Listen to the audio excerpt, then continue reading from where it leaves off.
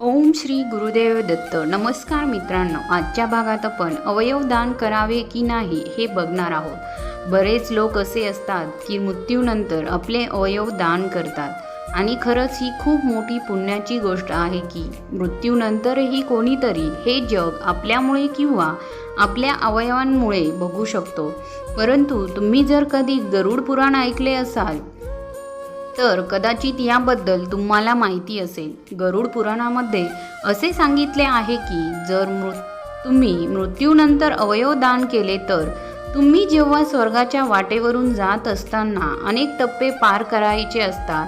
त्यात आपण केलेले पुण्य आणि पाप यावरून आपल्याला कोणत्या कठीण टप्पे पार करायचे असतात हे आपल्याला माहीत नसते. त्यातच एक टप्पा असा असतो की जिथे देव आपल्याला प्रश्न विचारतो की मी तुला संपूर्ण अवयव देऊन पाठवले होते तर मग बाकीचे गेले कुठे.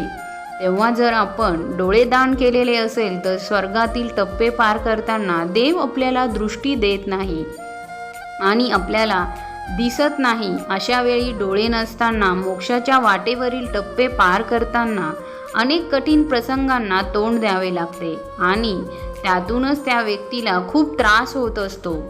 डोळ्यासमोर संपूर्ण अंधार असताना कितीतरी अडचणींचा सामना त्या मृत व्यक्तीला करावा लागतो.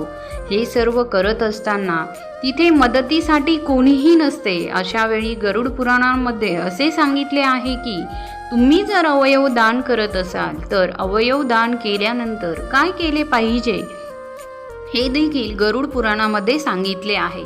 एखाद्या व्यक्तीच्या मृत्यूनंतर त्याचे अवयव दान केले असतील तर त्या व्यक्तीबरोबर एक कणकेचा म्हणजे पिठाचा पुतळा तयार करून त्या पुतळ्याला कान, नाक, डोळे, तोंड, पोट, पाय, नाभी सर्व अवयव तयार करून आपण जसे एखाद्या मृत व्यक्तीची आपल्या घरापासून ते स्मशानभूमीपर्यंत जे सर्व काही विधी करतो ते सर्व या पुतळ्यासोबत करायचे असतात आणि स्मशानभूमीत जाऊन त्या प्रेतासोबत किंवा त्या कणकेच्या बनवलेल्या मृत व्यक्ती सुद्धा अंत्यसंस्कार करायचे असतात.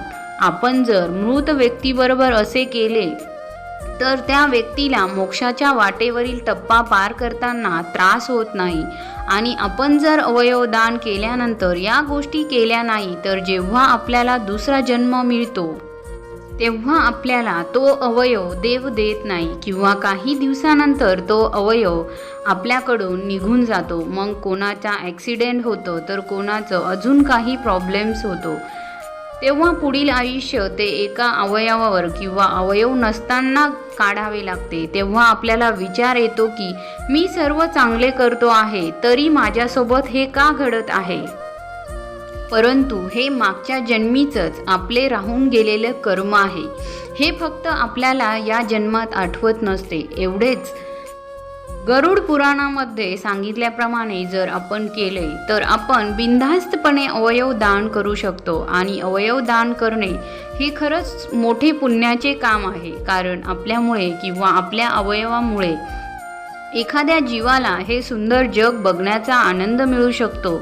त्यामुळे ज्याला गरज आहे अशा व्यक्तींसाठी नक्कीच अवयव दान करा. माहिती आवडल्यास लाईक करा, शेअर करा आणि सबस्क्राईब करायला विसरू नका.